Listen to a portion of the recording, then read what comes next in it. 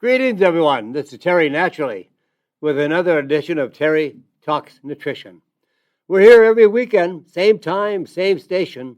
You know where we are. You can't miss us. I hope you join us every weekend. We're always going to bring you some featured topics. We're going to bring you some very interesting science. We're going to bring you some ideas on how you can live a better quality of life. We want you to live long, healthy, and youthful. Like I always say, I want to die young, but at a very old age. Let's stay young. Let's stay where we want to still play, where we still want to have fun, do interesting things, hobbies, travel, whatever you can think of, let's do it. So we're going to get you in the best shape possible, only if you decide to do those things. We're giving you ideas on how to be healthier and happier. And there are prescriptions for that. No, not from your doctor, from nature. There are principles, natural principles, that will help us to live healthier, more vitality, more energy, less fatigue, less exhaustion, less stress. It's all there, but we are not using it like we should. Like adopting a better quality of diet, better food, organic if you can, and if you can't, at least stay in the outer perimeters of the grocery store or supermarket, where you buy more fruits and vegetables. That's where all the hidden nutrition is, all the polyphenols, all the active compounds. The dairy, if it suits you well,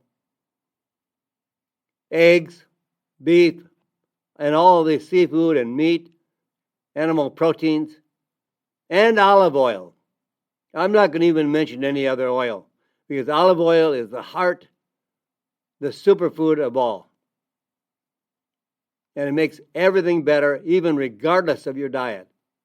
Yes, that was a recent study that shows if you add even just a half a tablespoon of olive oil per day, by spoon, because it's medicine, take it off the spoon. Don't put it on your salad only. Yes, also put it on your salad. Put it on everything. But by the time you're done eating a salad and you look in the bowl, a lot of olive oil left in the bowl. So I want to make sure you don't waste really good quality, expensive olive oil. Take it off the spoon. And this recent study shows that just even less than a half a tablespoon per day improve the quality of health of those subjects that were in the study in spite of the diet. They didn't change the diet. Whatever they were eating, they continued to eat, but added the olive oil. And guess what? Just by adding the olive oil, made them healthier. Boy, is that hard to do. So we can do all these good things. Adopt the paleo diet, the ketogenic diet, or the Mediterranean diet. They all emphasize very low carbohydrates and no sugar. Lots of protein, lots of fats. We need about 1 gram of protein per pound of body weight. If you weigh 150 pounds, you should be getting about 150 grams of protein. There's very, very few people in America that consumes that much protein. But as you get older, your muscles waste away. But protein builds the muscles, makes you stronger, makes you healthier, even improves the density of your bones. And try to stay off drugs. Please talk to your doctor and ask why you are taking a drug or why the doctor is prescribing that drug. Know more about what you are taking Don't just take it. Be smart. You may need a drug. I'm not saying you don't need drugs. I'm just saying we don't need the quantity of drugs that we're taking. Some people start off with 1 or 2 drugs. Then because of the side effects, they need another 1 or 2 drugs to compensate for the side effects of the first 2 drugs. And all doctors know is drug therapy. Drugs, drugs, drugs. It seems like all America is on a drug or on several drugs. The average prescription is about 6 drugs per individual. Statin drugs, high blood pressure drugs, drugs for arthritis. It goes on and on and on. Now, I don't say you don't need them. I'm not a doctor. Talk to your doctor. Try to get off those drugs. And you know what? You will. If you adopt the ketogenic diet, get rid of the carbohydrates and sugar, increase your quality and quantity of proteins, and use olive oil, and then a good night's sleep, and you say, well, I don't sleep well. Well, you're probably eating too much junk food, and a lot of junk food way too late in the night before you go to bed. You'll sleep much better if you have a protein snack before going to bed, a tablespoon of nut butter or a slice of cheese or both. You'll sleep much better. But you need all those carbohydrates before bedtime, and then your blood sugar level goes up, and then it comes down. It crashes, and it crashes in the middle of the night. It wakes you up, and you can't go back to sleep. You need more protein, and you need more protein then at night. Get up. Go in the kitchen and have a tablespoon of nut butter, almond butter, peanut butter, walnut butter, macadamia nut butter, some nut butter, and a slice of cheese. Good cheese, not American cheese, good cheese. And you're getting proteins and fats will stabilize your blood sugar level, and you'll go back to sleep. It works. It's a dumb prescription, but it works. Every time I've suggested that to someone, it works. Because they're eating too much sugar and too many carbohydrates before bedtime, and bong, in the middle of the night, they're wide awake. So these are some things you should think about. I just read an article of a young lady that is advising others how to be healthier and happier. She never goes a night without 10 hours of sleep. I try to get 9. Don't try to get by on 4 or 5 or tossing all night. There are remedies for that. Good nutritional remedies. Magnesium is one for helping to sleep better. And there are many others that are alternative botanical sleep aids. They work. You just have to find the right dosage for yourself and use them consistently. And I love melatonin. It works fantastically for me and for many others. So look into that as well. And then exercise. Get out and walk for a half hour every day. Even if we had 10 minutes of exercise a day, would be a tremendous improvement in our health. Just 10 minutes. That's not too much to ask for. But you can have better health, and you will get off your drugs. I find people all over the country when I lecture, they tell me stories after that. I went on the ketogenic diet, I took some supplements, I'm off all my drugs, I feel fantastic, and you can do it as well. But before you go off your drugs, talk to your doctor. I don't want you to go off a drug that you may actually critically need. I don't know drugs. I don't want to know drugs. I want to know about health and nutrition. And your doctor knows nothing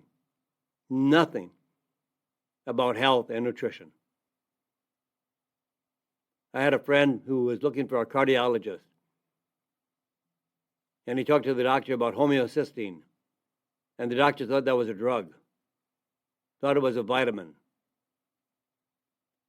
Doctors just don't know the health of your body or how to gain health of your body. So we're here to help share some information so that you learn more about your health and how to accomplish health and how to make those changes.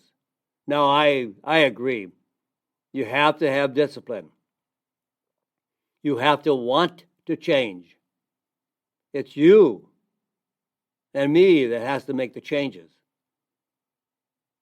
It's up to us to make the better choices. And it all comes down to choices. What you're wearing right now is your choice. When you got up this morning, that was your choice. All these things that happen to us on a daily basis are based on choices. So what you eat is a choice. And because we have not chosen very well over decades, we have so many people that are sick, so many people that are obese, so many people that are grossly overweight. And that's our choice. If you follow the right diet, you will lose weight like crazy. You'll shed weight. You won't have to worry about it. You won't have to count calories. You won't have to measure portions of food.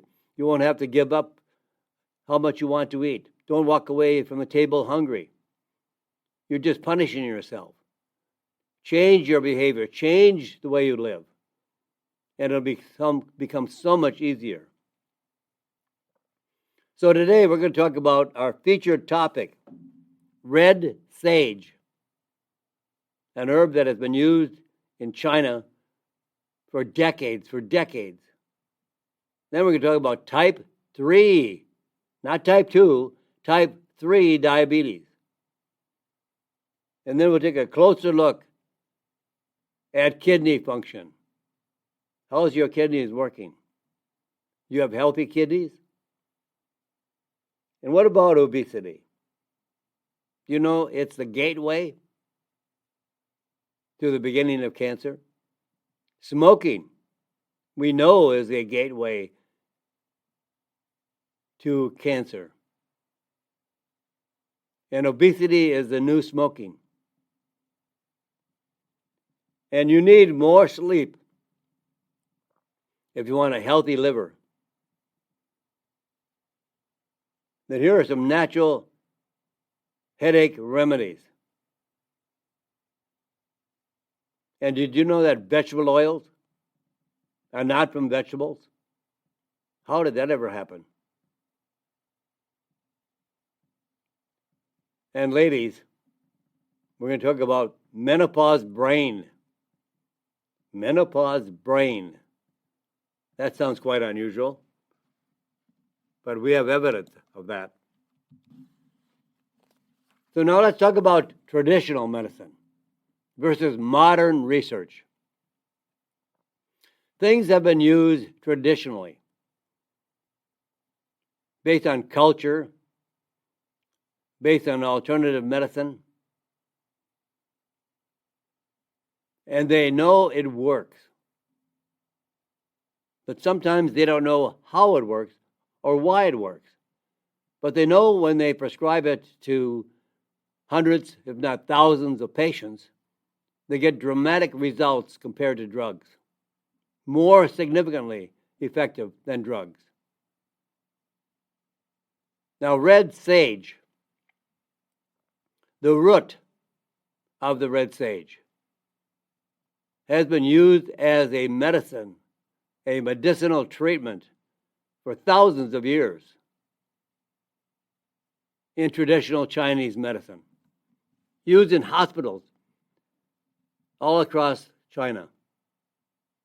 It contains almost 100 bioactive compounds. Now, I like that. And if you just stop to think about it, a drug is one bioactive compound. One bioactive compound. Because based on the FDA requirements, when you come up with a new drug, never, ever been on the face of this earth, the FDA, in its wise thinking, smart thinking, wants to know if that drug company can prove that it works and it won't kill 1 million people. So they do extensive research that is about 10 years of research for one drug at a cost of about $1.5 billion to bring that product to market, prescribed by physicians. Now, one molecule, because if they had 5 molecules in a drug, it would be 5 times that.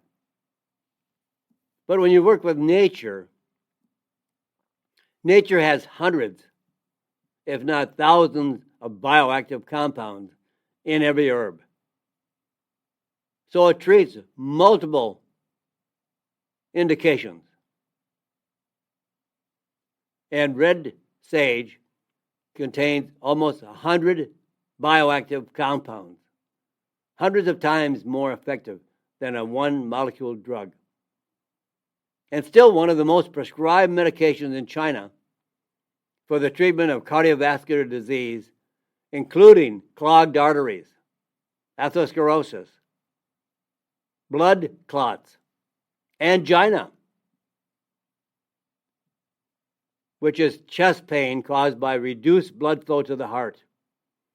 When you don't get enough blood to the heart, it causes pain, excruciating pain called angina. So what are the benefits of red sage? Well, it reduces the damage to the heart muscle tissue. Mild inhibitor of platelet aggregation. And stickiness, which helps prevent abnormal blood clots. Platelet aggregation is a way to prevent clotting of the blood and also can break up clotting of the blood. The doctor only knows warfarin or drugs that thin the blood. Red sage does not thin the blood. It prevents the stickiness of red blood cells sticking together and clotting. So it doesn't thin the blood. It's a different mechanism of action that creates a better reduction of clotting or breaking up the clotting. And it does it very systematically by increasing microcirculation, stimulates nitric oxide production. Now, what is nitric oxide production? Nitric oxide is a molecule. Nitric oxide is a molecule which relaxes the muscles in the blood vessels to allow blood flow through the arteries much, much more easily because it expands the arteries. They're not tight, constricted. They're flexible. They have more elasticity. They're relaxed. They open up where more blood can flow through. If your blood vessels were like a highway, nitric oxide is the engineer turning a 2-lane gravel road into a 6-lane expressway. So you have a lot more cars flowing through than on a 2-lane gravel road. So this is how blood flows through more easily, preventing clotting, breaking up clotting, reducing the plaque in the artery. Also, it can be used for any kind of vascular condition, like swelling of the ankles, swelling of the calves, reducing varicose veins, poor circulation. So you can use red sage for preventing heart disease. Preventing. And if you have a mild case, you'll prevent it from getting worse, which actually reduces the risk of heart attacks or heart disease. It lowers blood pressure, reduces clogged arteries. Now, this is something that most drugs have not been able to accomplish. When you have plaque buildup in the artery, they do bypass surgery. They put a stent in. And this cholesterol and calcium plaque that's in the artery, it's not caused by cholesterol, it's caused by calcium. That is not directed to the bone, but is directed into the arteries and mixes with the cholesterol and causes a plaque, like plaster. You're plastering the internal channels or arteries, and it gets thicker and thicker inside the artery, and less blood can flow through, and much more force has to be forced to circulate the blood through the artery. So it reduces the clogged arteries. And research has shown that it reduced cholesterol deposit and buildup of plaque by 50 to 60%. You know what that means? That really expands the artery, makes it more flexible, more elasticity. Now, this was an animal model of atherosclerosis. Will it work in humans? They think yes, the same as animals. It's the same kind of mechanism of action. And it inhibits the formation of abnormal blood clots without having adverse effects on normal clotting, on normal cells. Normal healthy blood can flow through easily. And it improves circulation. In many research studies, red sage increased nitric oxide by 87%, and boosted the vascular circulation by 50%. Now, this is away from the heart disease, heart attacks, and atherosclerosis message. But think of men who are unable to have an erection. It's all based on blood flow. The erection is caused by blood flowing into the penis. But because the heart needs the blood and the blood flow, it's the most critical function in the body. So blood flow does not go to the penis. But when you have a red sage that can increase the nitric oxide blood flow throughout the body, that blood flow also flows into the penis, increasing the ability of having an erection. It boosts the dial circulation of the blood, and potentially helpful for Raynaud's disease, which is limited blood flow in the blood vessels supplying the fingers and the toes. It's a painful disease. So there's not much blood flowing into the fingers and the toes.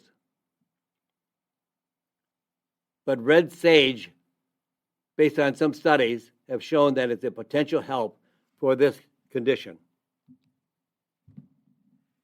So what should you know about red sage? Based on the purity and consistency of plant types, is really a challenge. And farmers in China frequently crossed hybridization of red sage plants in an effort to increase disease resistance, and sometimes plant identity is unclear. Now, there are as many as 19 different red sage species used as traditional Chinese medicine and known as danshen, D-A-N-S-H-E-N, danshen. That's the Chinese name for red sage. The pesticide residue and heavy metal contamination have been documented frequently on red sage growing and crops by farmers. So the solution to coming up with the highest purity and consistency of red sage is through a hydroponic cultivation, growing in water, not soil. Plants grown without need for potentially dangerous pesticides. There's no spraying of pesticides on hydroponically grown plants. So combining 100 milligrams of red sage with 100 milligrams of also hydroponically red sage and red ginseng, which will help increase energy at a cellular level. Heart muscle requires more energy than any other cells in the body. The heart is a pump, a tireless pump, which requires a tremendous amount of energy to pump the blood through the entire body and back. It's a miracle what it does. And red sage can support the entire function of the blood flow to the heart and throughout the arteries. So we've got to take a break. We're at the bottom of the hour, and we need to take a few short break here to air some commercials. We're not going to go anywhere. I'm going to come back right after this. I have a lot more to talk to you about. And let's start off the next the next half hour, with what we know about type 3, not type 2, type 3 diabetes. So hang on, don't go away, stay here. We have a lot more to share with you before we come up to the top of the hour. Come back right after these messages. And welcome back, my friends. We're back with Terry Naturally. And Terry Talks Nutrition. We're here every weekend, same time, same station. We'll always be here for you.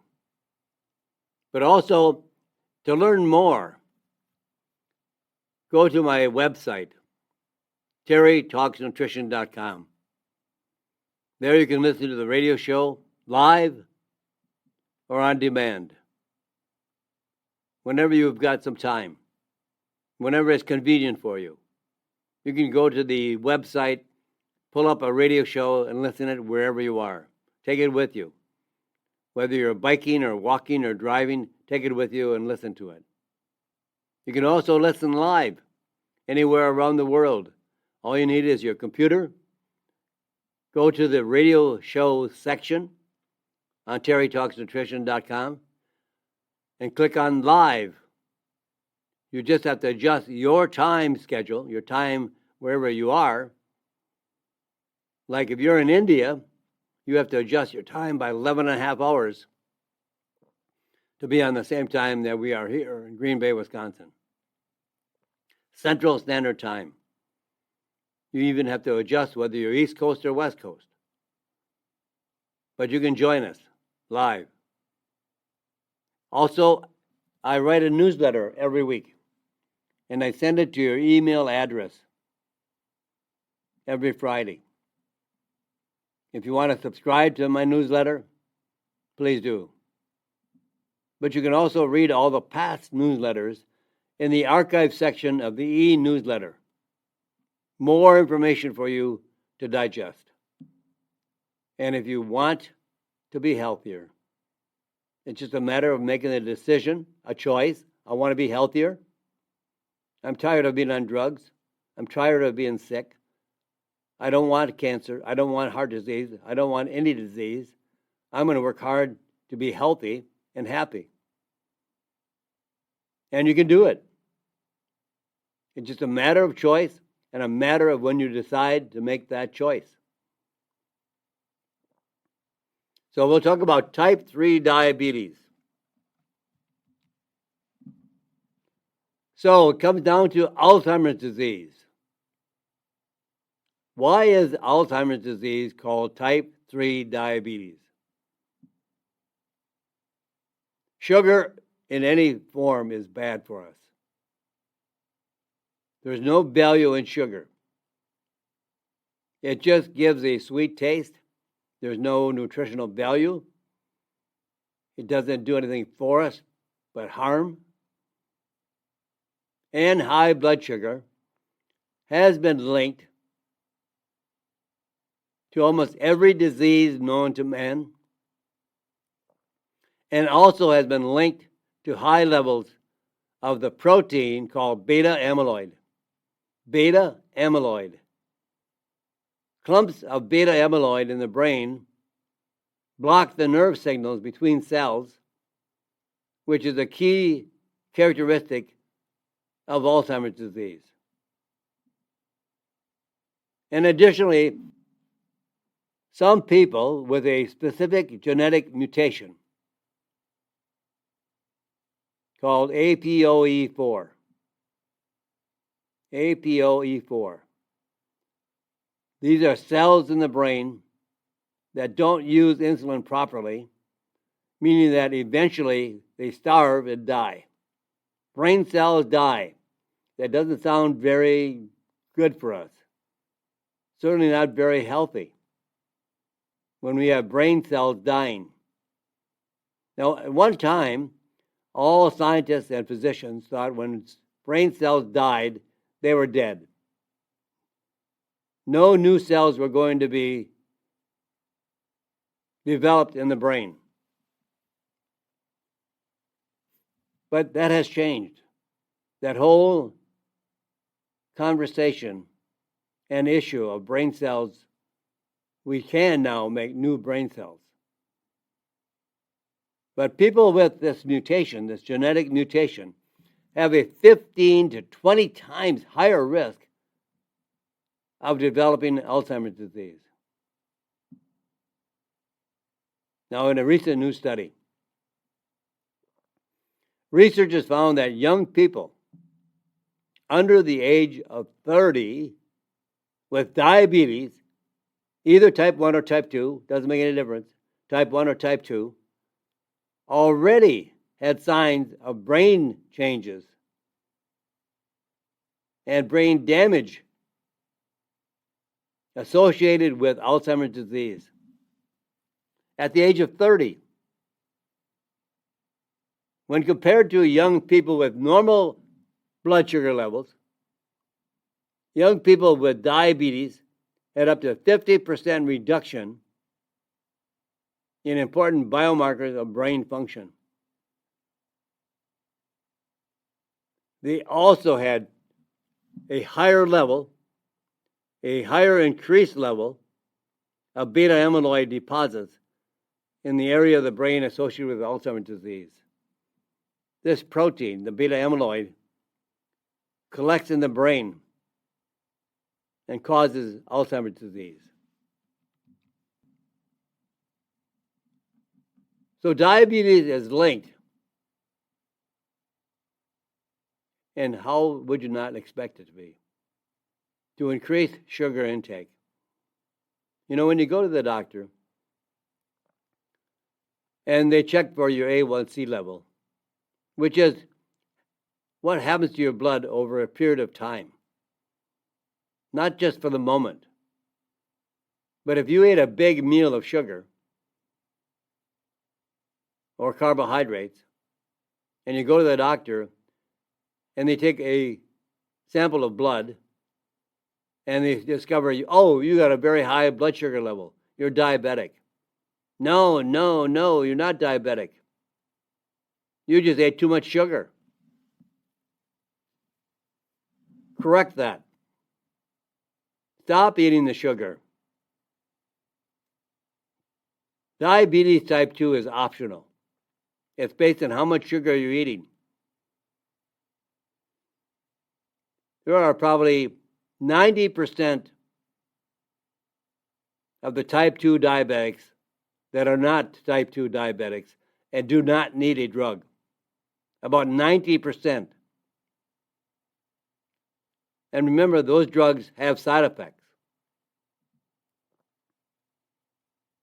A 2023 nutrition intake survey reported that 34% of young adults, that means, oh my gosh, that means ages between 6 and 20, have high intake of added sugars, meaning more than 15% of their daily caloric intake came from sugar. So it boggles my mind. If you have sugar in your bloodstream, where did it come from? It came off your table, came down your throat, got in the bloodstream, and then the doctor checks your blood and says, oh, you've got too much sugar, you're diabetic. Well, part of that I agree with. You've got too much sugar, but you're not diabetic. Stop eating the sugar. It just comes down to that. Reduce your carbohydrates. Almost 95% of all carbohydrates in America, consumed by Americans, is from refined and processed flour. No nutritional value. And all those carbohydrates, in any form, pasta, pizza, bread, crackers, cakes, cookies, whatever, all converts to sugar in the body because that's the only means of metabolizing that carbohydrate and sugar. So it turns to sugar. And then all the other sugar you're eating. So it's not a surprise that you have a lot of sugar in your bloodstream. Now, when broken down by age groups, 37% of kids, 37% of kids ages 6 to 11 were very high added sugar users. That means they consumed a lot of sugar. So, wouldn't it be natural that they have a lot of sugar in their bloodstream? Of course. They're not a true diabetic, but boy, it sure sells a lot of products, sure sells a lot of metformin, sure sells a lot of drugs.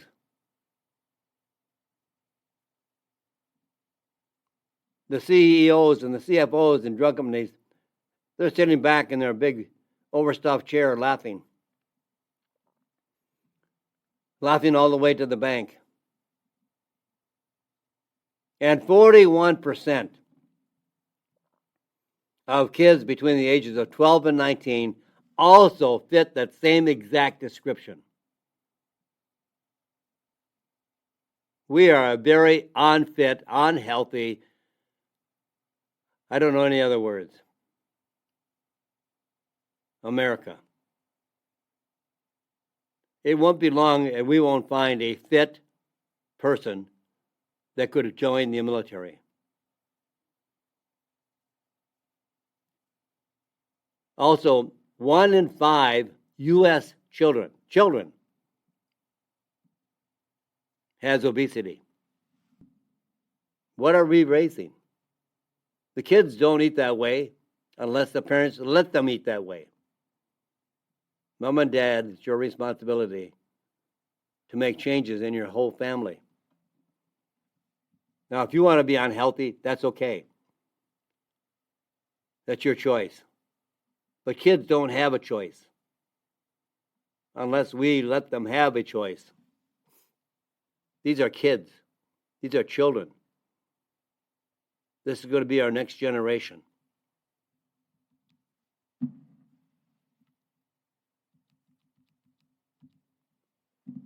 Obesity, just talked about it. Kids, 1 in 5. 50% of America is obese. And by the year 2050, everyone in the United States, if we do not change the trend of the way we eat, will all be obese. I'm sure you all have seen pictures. I've seen them on Facebook where adults are out swimming in the 70s and they're all lean and slim and fit. And then they show a picture of today's adults in the water.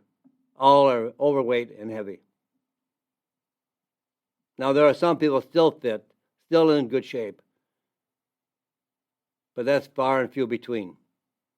So let's talk about obesity for another reason. It's the gateway disease to cancer. Fat cells automatically increase cancer risk. The number one cause of breast cancer is obesity. Half of all new diagnosed cancers last year fell into 4 different groups. Breast cancer, 15%. Prostate cancer, 15%. Lung and bronchus cancer, 12%. And colon cancer, 8%. They have referred to obesity as the new form of smoking, referring that smoking causes cancer. And obesity causes cancer. Being overweight causes cancer.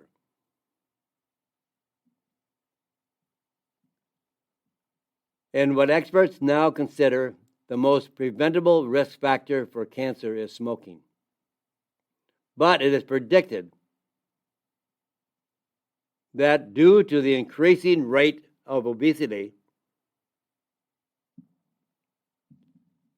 in a few years, obesity will take the number one spot as the most preventable risk factor for cancer.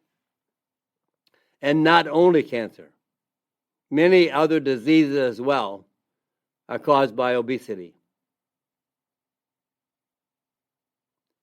Fat cells. That's what all that fat is, fat cells. And they trigger signals to the cells of the body to grow and divide more often. More healthy cells, and both healthy cells and abnormal cells that lead to cancer. And fat cells also trigger and increase the ability of fat cells to spread, metastasize, spreading cancer. If cancer is found in one spot, obesity causes it to spread to other parts of the body, liver, brain, lymph nodes. So obesity is associated with so many increased risk of 13 different kinds of cancer, including our number ones, breast cancer and colon cancer.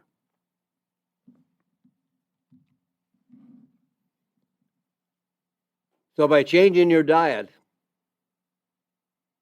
and I'm not saying dieting. Diet is what you eat, regardless of what it is or how much it is. But by changing to the ketogenic diet, which I really prefer over the others, it is still a good choice of fruits and vegetables, higher levels of protein, higher levels of good quality fat, and that can come in the way of nuts, olive oil, and the fats that you find in animal proteins or seafood, fish, salmon. I try to have salmon twice a week. My little Australian Shepherd loves salmon, loves sardines. She eats right alongside of me. Well, she doesn't sit next to me, but she's right there next to me on the floor. And she's just waiting for some salmon or some lamb or duck. She doesn't like beef. That's kind of strange. Beef does not do well with her, but she loves everything else. She loves scrambled eggs.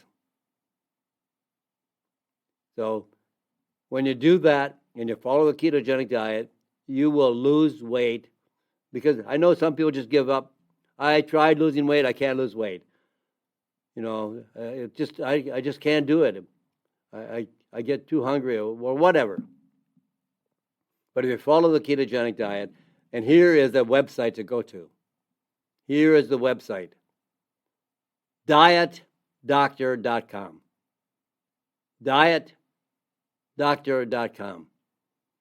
And if you want a more serious website that focuses more on disease and cancer, go to ketogenic diet resource.com. Ketogenic diet resource.com. Two websites that will help you make changes and have the healthiest life for the rest of your life. But also, remember in the beginning of the program, all the nature and natural remedies? Well, one is sleep. Because actually sleep makes us healthier. You plug your phone in at night, you recharge it. We need to be recharged too. And that's how we are recharged, is through sleeping. 8 to 9 hours of sleep. And get more sleep for a healthier liver. Lack of sleep is a very contributing factor in fatty liver disease, which now affects about 30 to 40 million adults and 18% of children. Children have a fatty liver, and that has caused more disease in the liver. Liver transplants, liver cancer, cirrhosis of the liver. All the same kinds of diseases of the liver that were caused by alcohol. The overconsumption of alcohol caused liver disease. Now the contributing factor for liver disease today is sugar. And as we have a fat buildup in the liver, we have a fat buildup in the entire body. If you're fat everywhere. 1 out of 4 Americans has fat buildup in their liver.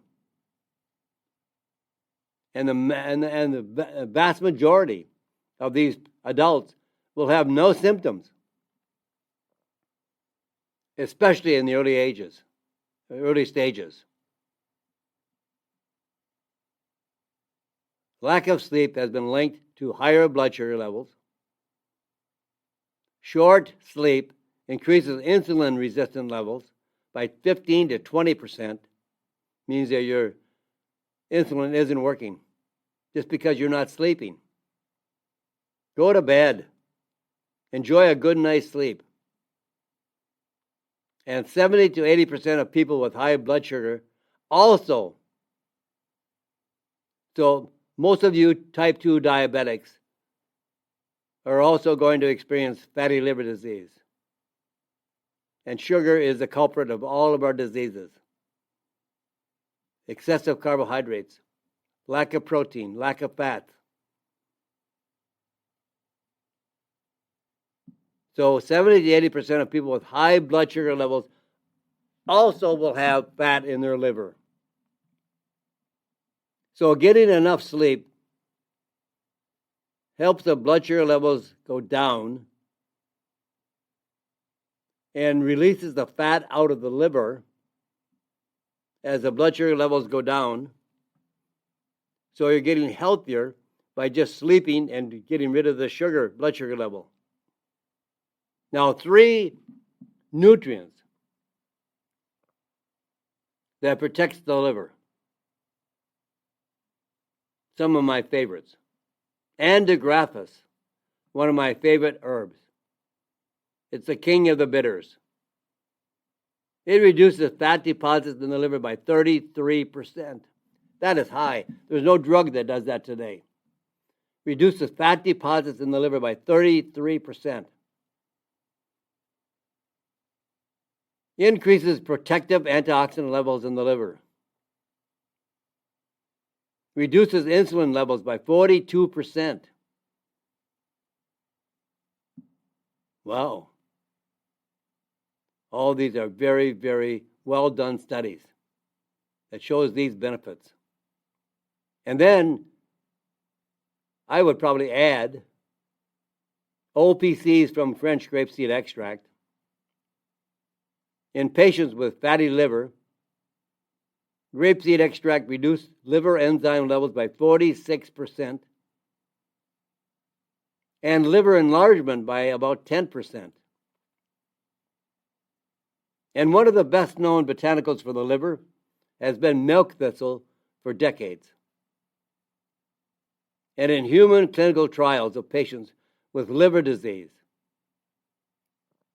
treatment with milk thistle reduced elevated liver enzymes by up to 30%. And in some cases, returning liver enzymes to normal values. And milk thistle has even saved the lives by improving liver function in those that ate poisonous mushrooms. Yes. Now this has been done in Europe, especially with a injectable milk thistle. And for a healthy liver, what I would suggest, make this a formula, make this a combination. Take 200 milligrams of antigraphis, 100 milligrams of OPCs from French grapeseed extract, and 100 milligrams of milk thistle. Now do this twice a day. I would say morning and night. A capsule of this combination can make huge changes in your liver function.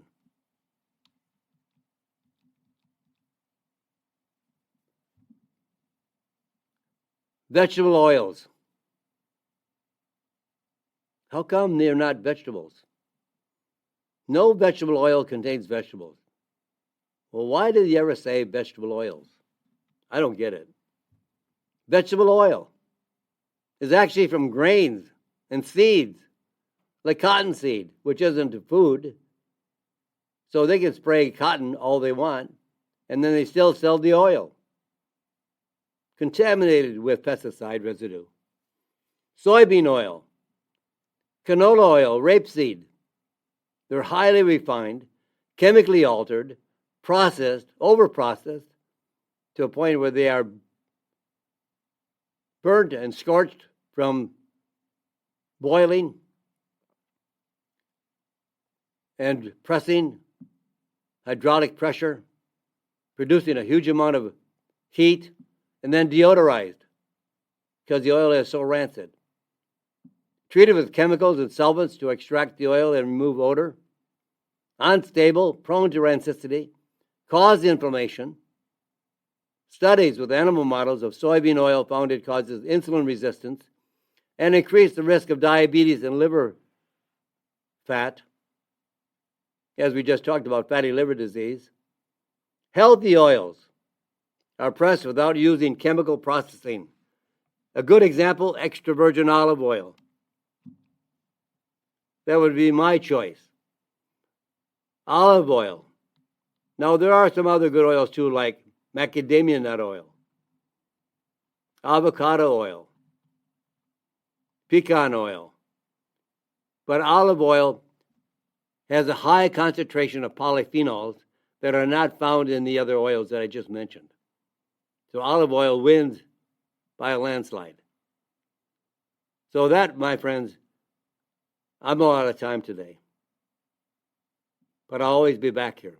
Same time, same station, all here for you to make better choices, to help you make better choices. I don't make your choices. I just tell you how maybe you can make better choices. And it's all possible. So that, my friends, until we meet again, say a prayer for this crazy, crazy world. We need prayer to change this world. And God bless you, my friends. And God bless this great country. We'll come back.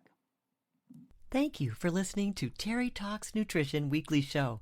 Don't forget to subscribe and leave a review on your favorite podcast platform, including Apple, Google, and iHeartRadio.